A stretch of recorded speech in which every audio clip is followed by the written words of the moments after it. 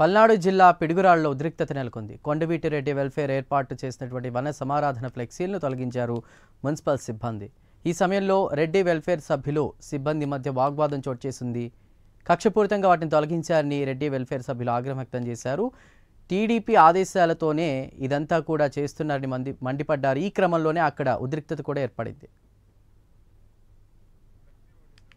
దాన్ని టీడీపీ వాళ్ళ ప్రోత్సాహంతో మున్సిపాలిటీ వాళ్ళు, పోలీసు వాళ్ళు దౌర్జన్యంతో ఫ్లెక్సీని పడగొట్టడం, ఉదయం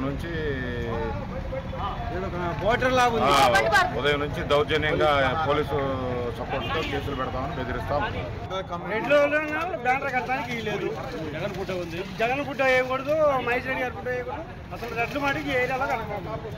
అది మా పర్మిషన్ అడుగుతా, పర్మిషన్ బాగా అడిగింది. వాళ్ళకు ఉంటే వాళ్ళకు అందరికీ ఉండాలి పర్మిషన్ అనేది. మా ఒక్కరిని అడిగితే పర్మిషన్ అడిగితే ఎట్లా?